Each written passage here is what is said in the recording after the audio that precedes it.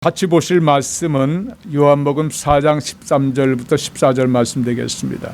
예수께서 대답하여 이르시되 이 물을 마시는 자마다 다시 목마르려니와 내가 주는 물을 마시는 자는 영원히 목마르지 아니하리니 내가 주는 물은 그 속에서 영생하도록 솟아나는 샘물이 되리라. 우리 목사님 나오시기 전에 잠깐 소개해드리고 여러분과 같이 말씀을 나누는 시간 갖겠습니다. 우리 이완도 목사님은 저희 시카고 지역에 같이 계신 저희 교단 목사님이신데 시카고 하나님 성에 소속된 신학교에서 오랫동안 또 교수 생활을 하셨고 동시에 또 저희 교단에서도 또 많은 일들을 음으로 양으로 감당하시며 또 이곳에서도 또 여러 가지 역할들을 잘 하셨습니다. 지난번에 저희 시카고에서 작년도에 우리 총회가 열렸는데 아주 큰 행사죠. 우리 교단으로서.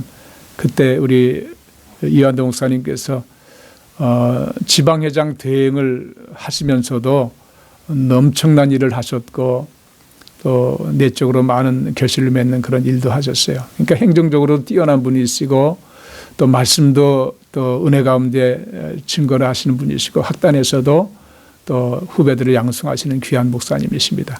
아마 제가 우리 교단에서 존경하는 몇 분의 목사님 중에 우리 한 분이 있습니다. 여러분 나오실 때 우리 목사님께 할렐루야를 인사하시면서 우리 맞이하시며 말씀 듣는 시간 갖겠습니다. 목사님 나오시겠습니다.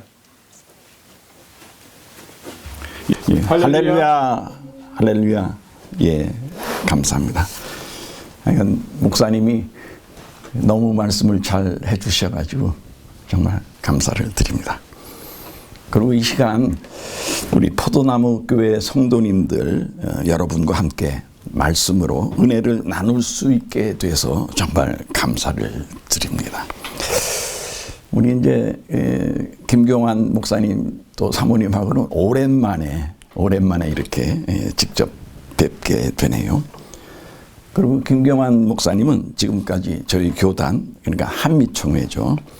중동부 지방회 지방회장으로 수고하셨고, 저는 중동부 지방회 총무로서 지방회장님을 도와 함께 지방회를 위해서 봉사를 해왔습니다. 우리 김경환 목사님 많이 바쁘시잖아요. 근데 시간 내시기도 쉽지 않으실 텐데 많이 수고하셨고요. 저에게도 여러 가지 많이 배려를 해주시고 또 자상하세요. 보니까 많은 도움을 주셔서 정말 이 자리를 빌어서 다시 한번 김경환 목사님 또 사모님께 감사를 드립니다. 자, 그러면 성경을 한번 살펴볼까요? 요한복음 4장 13절, 14절 외에 요한복음 4장 나오는 사마리아 여인과 관련된 말씀들을 보겠습니다. 오늘 말씀의 배경은 예수님이 한 사람을 만나는 장면입니다. 예수님이 사마리아 땅으로 들어가십니다. 유대인들은 잘 아시다시피 사마리아 사람들을 멸시하기 때문에 사마리아 지역에 들어가지 않습니다. 그런데도 예수님은 사마리아 수가성에 가셔서 한 사람을 만납니다. 이 장면은 우리가 예배에 참여하는 모습과 비슷하다고 그런 생각이 드는 거예요. 사마리아 여인이 어떤 사람입니까?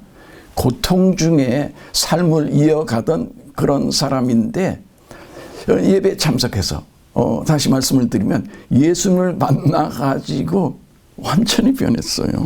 정말 기가 막힌 일이 아닐 수가 없습니다. 예수님이 우물가에 앉으시고 한 사마리아 여인이 물을 길러 우물에 옵니다. 우연이겠죠. 근데 진짜 이게 우연일까요? 우연처럼 보이지만 사실은 예수님이 이 여인을 초대하셨다. 그런 느낌이 드는 거예요. 그리고 만나셨다. 그런 생각이 듭니다. 그러니까 오늘 우리가 예배에 참여하는 것, 우리 스스로, 제 스스로 이렇게 여기까지 자동차 몰고 참여했다, 왔다, 자발적으로 출석했다. 그런 생각도 들지만 그게 맞나요? 그게 사실인가요? 아니죠. 하나님이 우리를 초대를 하신 겁니다. 사실은요, 하나님이 예배에 참여하는 사람 한 사람을 초대를 하셨습니다. 그래서 예배에 참여하는 거거든요. 물론 초대받아도 예배에 참여하지 않는 사람이 있습니다. 그런데 여러분들은 저나 여러분들은 오늘 하나님이 초대하시니까 예배에 참여하셨습니다. 정말 귀한 일이 아닐 수가 없어요. 우물에 온 이 사람은 예수님과 대화를 합니다. 예수님이 먼저 말씀을 하시죠. 물을 좀 달라. 그렇게 말씀을 하십니다. 이어서 이 사람은 예수님과 여러 가지 대화를 나눕니다. 이게요, 예배 드리는 거하고 또 연관이 있고 비슷하지 않는가 그런 생각입니다. 예배에 참석한 우리들은 예배 중에 하나님과 주거니 받거니 그럽니다. 우리는 하나님께 찬송을 드리고 기도를 드리고 헌금을 드립니다. 자, 하나님은 우리에게 말씀도 주시고 성령도 주시고 은혜도 주십니다. 기쁨도 주시고요. 그러면서 예배를 통해 하나님을 더욱 깊이 알아갑니다. 근데 말씀을 보면은요, 이 요한복음 4장을 보면은 이 사람이 그런 똑같은 과정을 거쳤습니다. 자, 대화 중에 이 사람은 과거에 남편이 5 있었다. 이렇게 예수님이 말씀하시니까 자신의 과거를 얘기한 것 아닙니까? 예수님을 선지자라고 그렇게 말을 합니다. 그리고 마침내 예수님이 자신을 메시아, 내가 그라 그렇게 얘기하시자 예수님을 메시아로 믿었습니다. 믿음은 어디서 나오죠? 들음에서 나옵니다. 예수님이 내가 메시아다 그러니까 그 얘기를 들은 이 사람이요, 예수님을 메시아로 믿었어요. 그러니까 예배에 참여하는 한 사람 한 사람은 말씀을 들으면은요, 믿음이 생겨야 합니다. 믿음이 자라야 합니다. 정말 그래야 우리가 신앙생활을 제대로 하고 예배에 정말 진정으로 참여한다. 그렇게 말씀을 드릴 수가 있습니다. 그러니까 예배를 드렸는데도, 즉 말씀을 들었는데도 아무런 변화가 없다. 왜 참석하는지 모르겠어요. 왜 말씀을 듣는지 모르겠습니다. 아무런 변화가 없다면 불행한 일이겠습니다. 그래서 요한복음 4장 말씀은 우리에게 매우 중요한 말씀이다. 그런 생각이 듭니다. 특별히 이 사마리아 사람, 즉 수가성 여인이죠. 이 사람을 통해서 배우게 되는 것이 정말 우리에게 중요하다. 그렇게 말씀을 드리고 싶습니다. 믿음이 생기자요, 이 사람은 즉시 나가서 동네 사람들에게 외칩니다. 내가 메시아를 만났습니다. 예수님을 증거한 거죠. 우리는, 즉 예배자는 예배를 통해 믿음이 생겨야 되고요, 믿음이 자라야 되고요, 믿음이 생겼으면 가만히 있으면 안 돼요. 이 사람처럼 나가서 외쳐야 되거든요. 정말 외치는 중에 하나님을 증거를 해야 합니다. 그럼 믿음이 뭐죠? 다른 게 아니고요, 예수님에 관한 겁니다. 처음부터 끝까지 성경에 나오는 믿음은 처음부터 끝까지 예수님에 관한 거예요. 내가 믿습니다. 될 줄 믿습니다. 돈 벌 줄 믿습니다. 건강 회복할 줄 믿습니다. 그거는 그냥 격가지예요. 하나님이 주시는 은혜입니다. 근데 진짜 믿음의 핵심은 예수님입니다. 그래서 예배를 참여를 했으면 예수님에 대해서 점점 알아가야 돼요. 이 사람처럼요, 예수님을 처음에는 그냥 목이 마른 사람 그렇게 생각했거든요. 근데 보니까, 행색을 보니까 유대인이에요. 아, 유대인이구나. 그 다음에 어떤 일이 벌어졌습니까? 자신의 과거를 얘기하자 선지자라고 말씀을 하고, 그리고 예수님이 자신을 증거하시자, 드러내 보이시자 메시아로 고백을 한 겁니다. 그러니까 예배 참여하면 믿음이 한 단계 한 단계, 이 여인처럼요, 한 단계 한 단계 한 단계 자라가야 합니다. 매우 중요한 일이라 그렇게 얘기할 수가 있습니다. 그래서 어찌됐든 예수님에 대해서 더 확실하게 알고, 그리고 확실하게 믿어야 합니다. 근데 아는 것으로 그치면 그거 안 되겠죠. 그래서 알았으면 다른 이에게, 특별히 예수님을 모르는 사람들에게 전도를 해야 하는 겁니다. 이 사람이 그 일을 했거든요. 그 일을 했어요.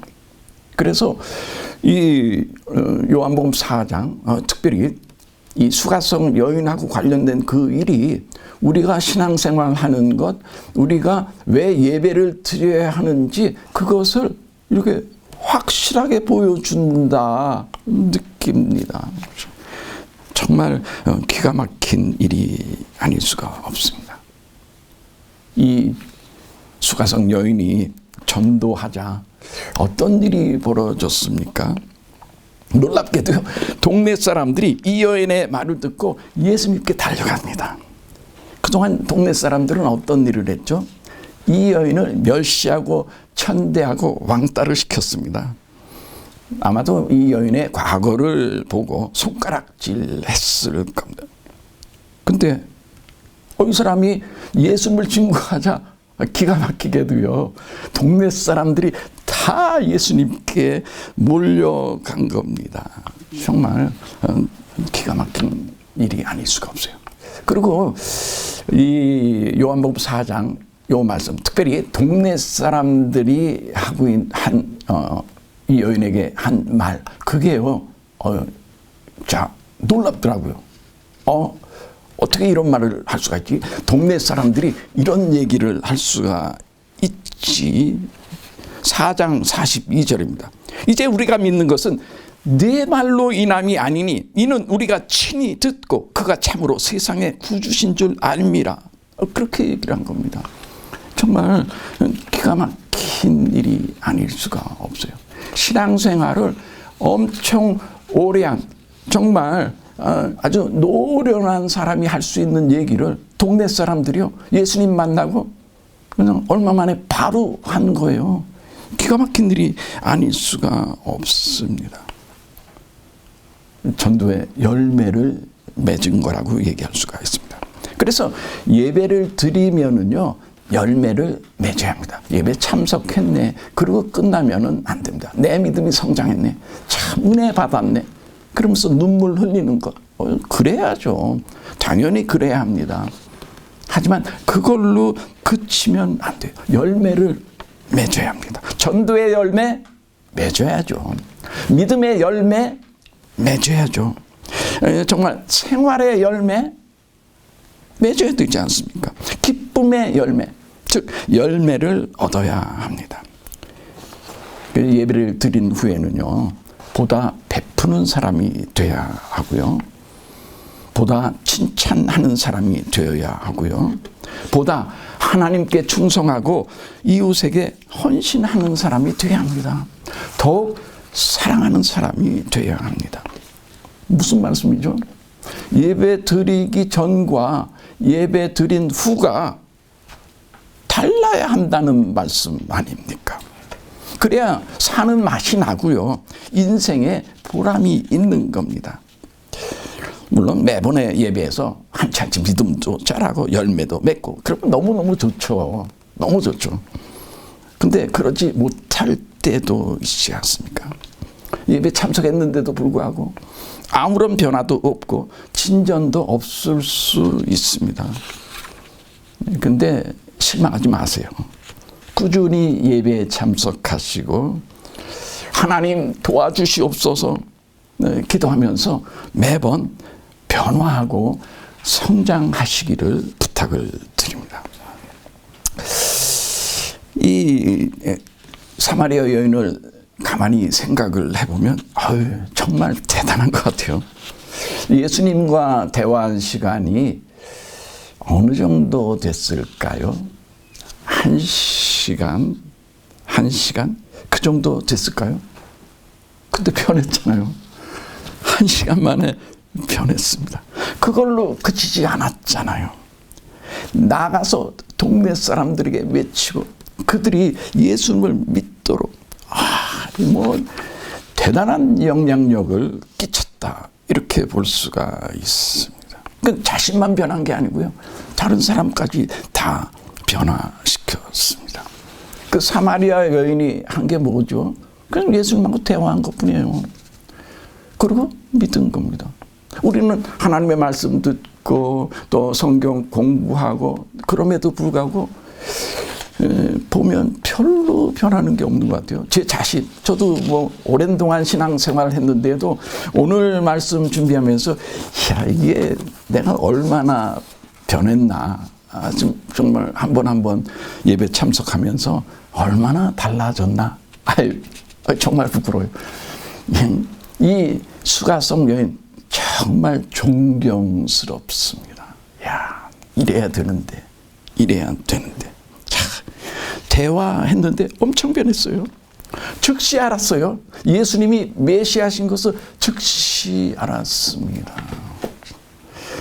물론 예수님이 말씀하시죠. 내가 그라. 즉 내가 메시아다. 근데요. 그 말씀을 듣자마자 바로 믿은 겁니다. 그러고 나서 그랬잖아요. 우리의 상태, 우리의 믿음, 우리의 정말 해야 할 일이 바로 그겁니다. 하나님의 말씀을 들었으면 바로 감동을 받고요. 바로 변화를 얻어야 돼요. 하나님은 우리를 감동시키시거든요. 성령을 주시거든요. 그런데도 변하지 않는 것을 보면 정말 참 나는 참 어렵다. 우리는 참 힘들다. 그런 생각이 듭니다. 근데 실망할 필요는 없는 것 같아요. 하나님이 계속 우리에게 말씀하시고 우리에게 은혜를 주시니까 정말 언젠가가 이 사마리아 여인처럼 바로 그렇게 돼야 되겠죠. 변화가 될 줄 믿습니다. 그래서 말씀을 들을 때 좀 이렇게 충격도 받아야 돼요. 유대인이 왔는데 자기가 메시아다. 그러니까 엄청 충격을 받은 겁니다. 메시아를 만날 줄 기대를 했겠습니까? 근데 바로 앞에서 메시아를 딱 만나자 엄청 충격을 받는 겁니다. 근데 우리는 어떻죠? 하나님의 엄청난 말씀을 딱 접해도 그냥 지나가는 거예요. 이리 왔다가 요리 나가요. 정말 참 안 됐다. 그렇게 얘기할 수밖에 없습니다. 정말 오늘 본문 말씀은요. 우리가 왜 예배를 드리는지 그것을 정확하게 보여준다 싶습니다. 자, 그럼 이제 4장 23절 말씀을 살펴볼까요?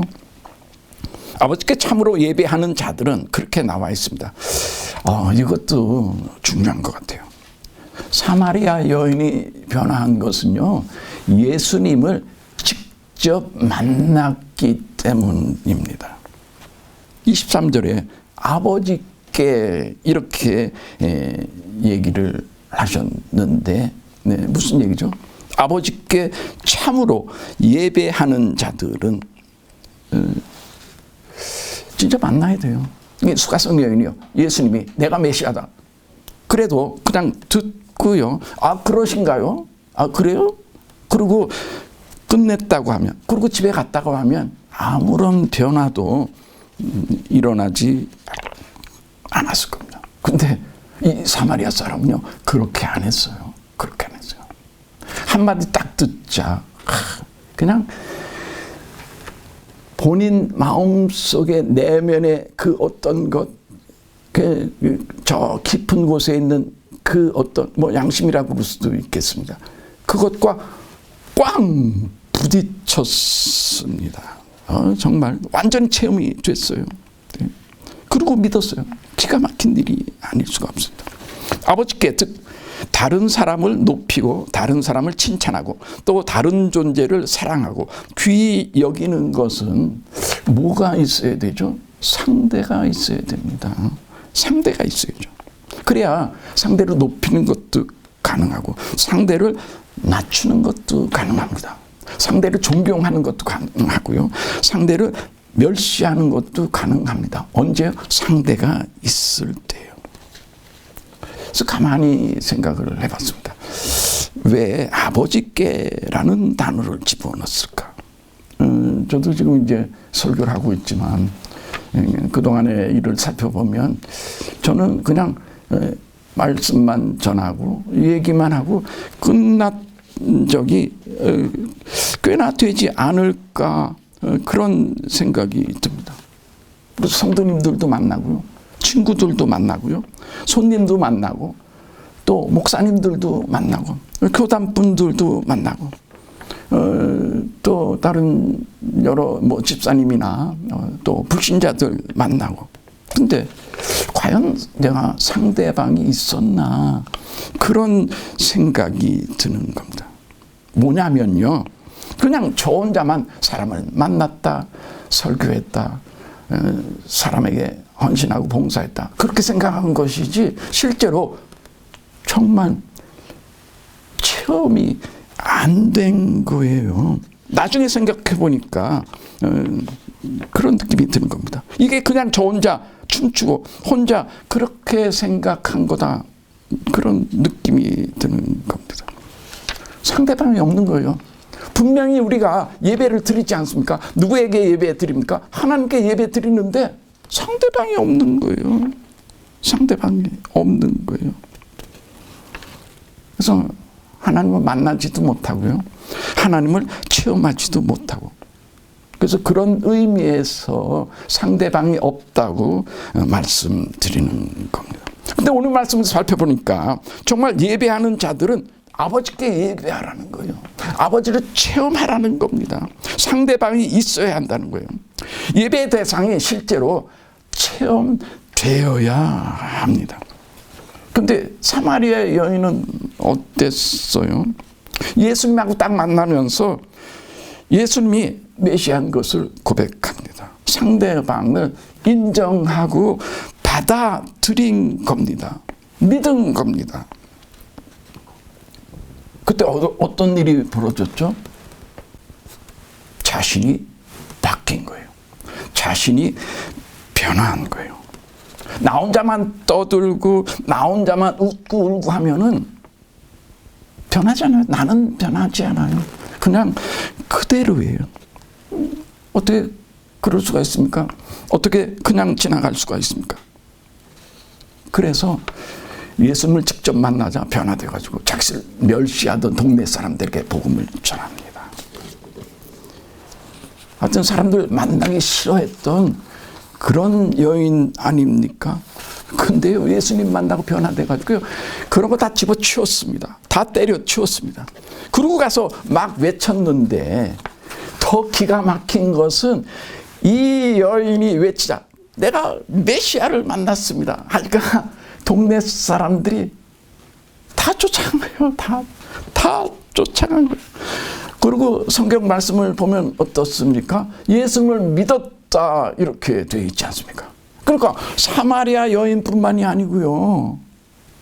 동네 사람들까지 예수님을 직접 꽝 하고 부딪힌 겁니다. 예수님을 직접 만나고 직접 체험한 겁니다. 근데 우리는요, 저는요, 부끄럽지 않을 수가 없습니다. 그러니까 사마리아 여인도 그렇고요, 이웃도 그렇고요, 상대방을 인정을 한 겁니다. 인정을 한 거예요. 상대방을 체험한 거예요. 그래서 우리도 예배를 드리면 예수님을 인정해야죠. 예수님을 체험해야죠. 예수님을 고백해야 되지 않습니까? 근데 우리는 어떻게 생각하면 예배 드릴 때 뭐 예수님이 계시나 안 계시나 별로 상관없어. 무의식정에 그러니까 무의식 중에 그렇게 생각할 수가 있습니다. 근데 어떤 때는 예배 드리면서 정말 찬양하고 기도하고 말씀 붙잡는데 나중에 보면 내가 하나님 없이 예배 드렸네. 그런 생각이 듭니다. 진짜 하나님께 예배 드렸나? 그냥 사람들끼리 모여서 서로 얘기하고 그리고 끝나지 않았는가? 그러니까 모여서 얘기하는 것도 나중에 보면 혼자 얘기한 것 아닌가? 아까 말씀드린 대로 그런 느낌이 들 수가 있습니다. 근데 오늘 분명하게 말씀을 합니다. 못을 갖고 있습니다. 아버지께 참으로 예배하는 자들, 즉 우리는 상대방이 있는 겁니다. 하나님을 대하고 있는 겁니다. 그래서요, 예배를 그냥 지나칠 수가 없습니다. 그냥 드릴 수가 없습니다. 그래서 하나님, 이 시간 하나님을 체험하게 도와주시옵소서. 하나님께 간구하고 부르짖게 도와주시옵소서. 하나님을 진정으로 찬양하게 도와주시옵소서. 근데 그런 결단을 한다고 하더라도 그게 잘 되나요? 인간은 참 쉽지 않을 것 같습니다. 근데 하나님이 도와주실 것 같아요. 그렇게 간구하고 기도하고 하나님 체험하게 도와주시옵소서. 하나님 은혜 받게 도와주시옵소서. 하나님 믿음이 자라게 도와주시옵소서. 하나님 나가서 실천하게 도와주시옵소서. 정말 기가 막힌 일이 아닐 수가 없습니다. 상대방에 대해서, 상대에 대해서는 여기까지 말씀을 드리고요. 영과 진리로 예배할 때가 오나니 23절, 24절에 그렇게 두 번씩이나 얘기합니다. 뭔가 하나님께서 우리에게 분명하게 찝어주시려고 하는 것이 있다. 그런 얘기가 되겠습니다. 예배 드릴 때 어떻게 드리죠? 육신적으로 예배를 드린다. 서로 보면서 예배 드린다. 그렇게 생각을 할 수가 있습니다. 이제 영화나 드라마 같은 데 보면 한국에서 제사 드리는 장면이 나오는 적이 있거든요. 그 제사 드릴 때 보면 정말 진지하다, 지극정성이다, 그런 생각이 듭니다. 떡은 어디다 놓고 과일은 어디다 놓고 그리고 하여간 그 순서 하나가 딱 정리해져 있고 거기 참여한 사람들 얼굴 표정이나 이런 거 보면 상당히 진지해 보입니다. 정말 지극정성이에요. 그러니까 우리가 예배 드릴 때 지극정성으로 예배를 드린다, 그렇게 생각할 수가 있습니다. 근데 그거는 아니에요. 그건 아니에요. 지극정성으로 예배를 드리는 것 아닙니다. 오늘 말씀에서도 영과 진리로 예배를 드려야 합니다. 지극정성으로 예배 드리는 사람이, 제사하는 사람이 누구였냐면 바리새인들이에요.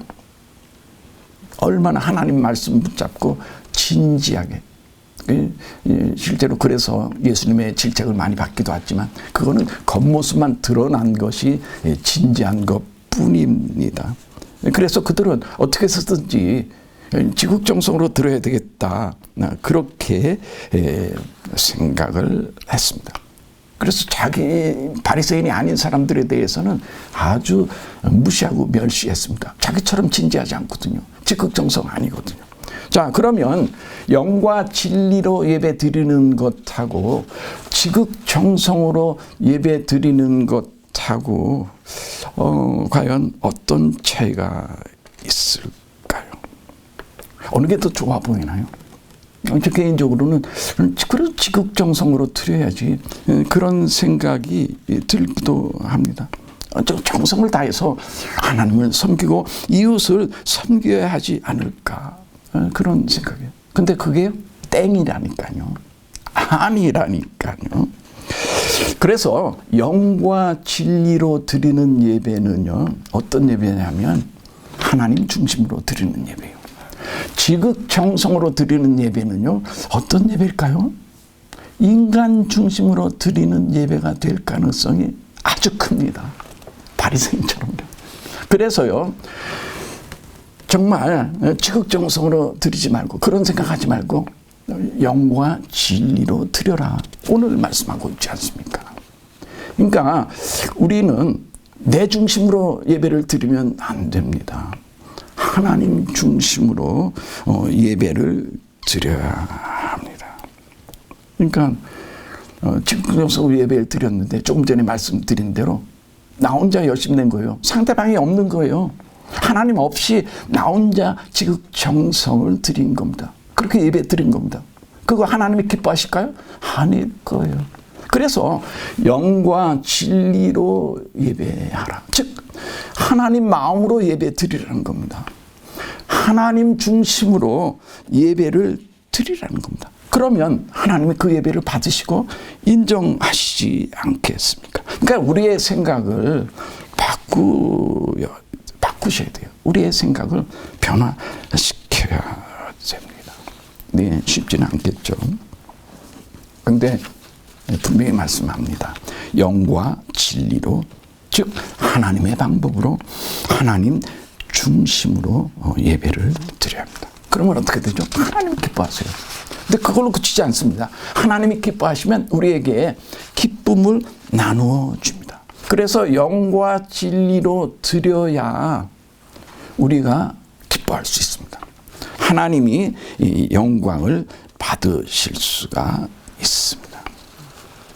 그래서 아무쪼록 지극정성으로 드리는 예배와 영과 진리로 드리는 예배 분명하게 구분하시고 앞으로는 영과 진리로 드리는 예배, 그것이 되기를 원합니다. 정말 영과 진리로 드리시는 저와 여러분이 되시기를 부탁을 드립니다. 자, 이제 요한복음 4장 13절, 14절 오늘 읽어드린 말씀이죠.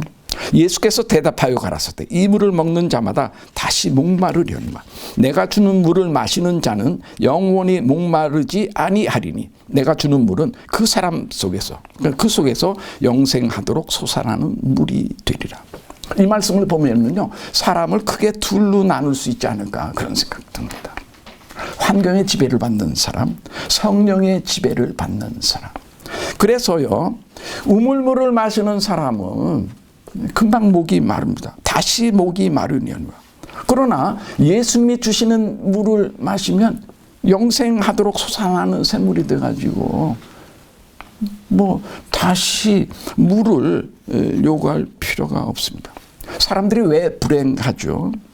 환경이나 주변 사람들에게 크게 영향을 받기 때문입니다. 저 사람 때문에 안 돼. 난 돈이 없어서 안 돼. 나는 건강이 시원치 않아서 안 돼. 자꾸 그렇게 생각을 하고 그리고 스스로 불행하다 여깁니다.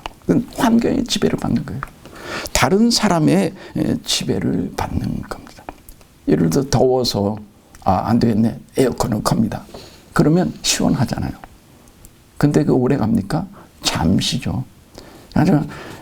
정말 시원하기 원하면 계속 에어컨을 켜야 되지 않습니까? 그러니까 에어컨이 켜있는 상태에서는 좀 시원할 수가 있어요. 근데 에어컨이 꺼지면 어떻게 되죠? 다시 답답하고 덥죠. 근데 예수님이 주시는 그 영생하도록 솟아나는 샘물을 마시면 그런 일이 없다니까요. 그런 일이 없습니다. 그렇죠? 그러니까 환경의 지배를 받는 사람, 다른 사람의 지배를 받는 사람, 영향을 받는 사람은 불평하고 짜증냅니다. 기쁨이 없어요. 주변에 그런 사람들을 봅니다. 화만 가득한 사람이 됩니다. 그래서 평생 화를 내며 환경과 타인의 지배를 받는 그런 사람이 되고 맙니다. 그래서 예수님이 말씀하셨죠. 이 물을 마시는 자마다 다시 목마르려니와. 그겁니다. 그거예요.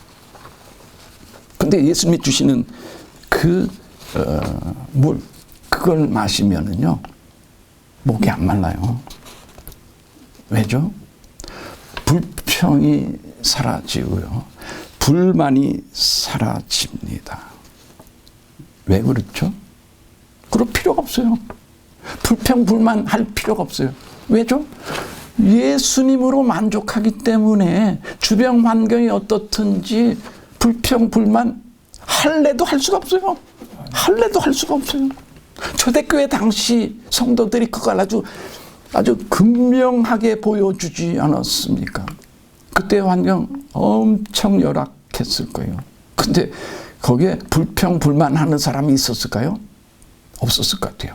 불평, 불만하는 사람은 이미 교회를 다 떠났을 거예요. 그래서 남아있는 사람들은요, 불평, 불만을 안 했을 거예요.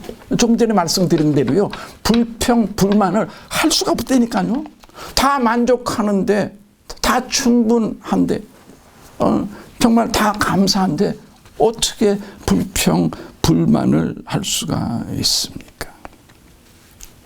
근데 환경이나 타인의 지배받는 사람은 무너집니다. 근데요, 예수님을 믿고 예수님과 동행하는 사람요, 또 성령으로 충만한 사람은 어떠한 경우에도 무너지지 않을 겁니다. 왜죠?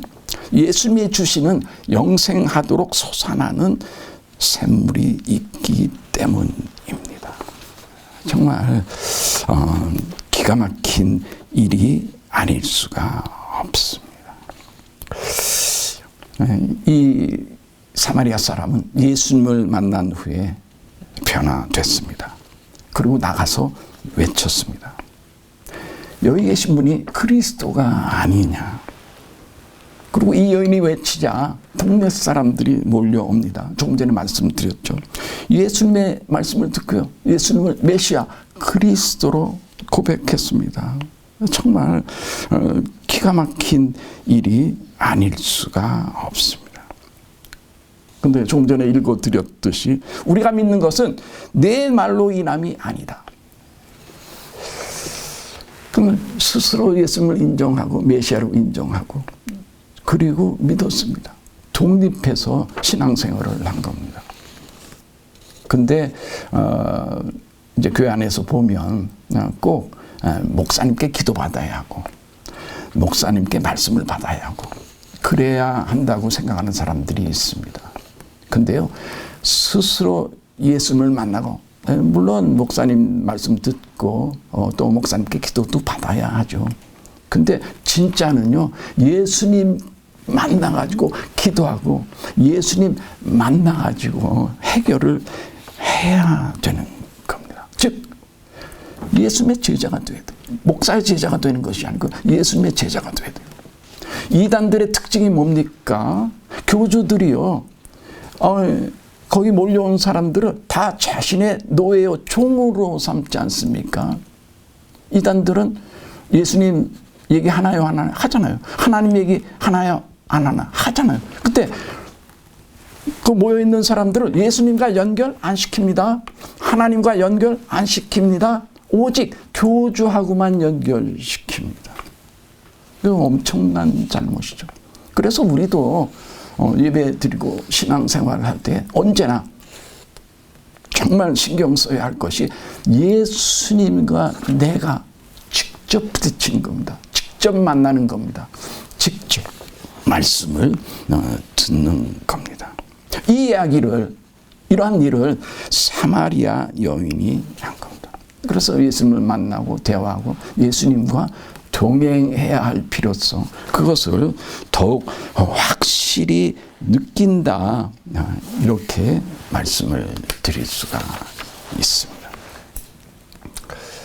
정말 예수님을 만나야 돼요. 초대하시니까. 그래서 예배 참석해야 합니다.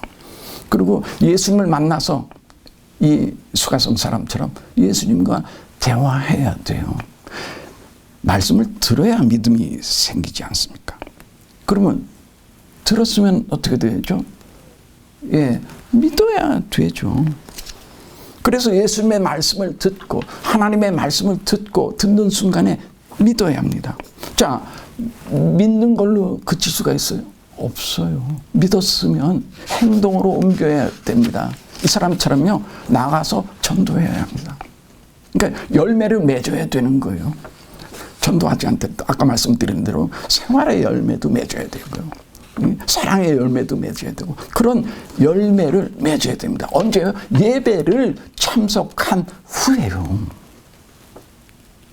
그리고 많은 수확을 얻어야 합니다.